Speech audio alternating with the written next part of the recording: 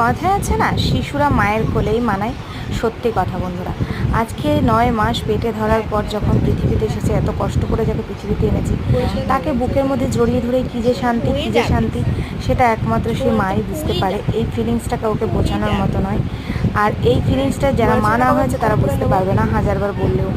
তাই আমি চাই পৃথিবীর প্রত্যেকটি মেয়েই যেন মা হতে পারে আর এই ফিলিংসটা অনুভূতি করতে পারে।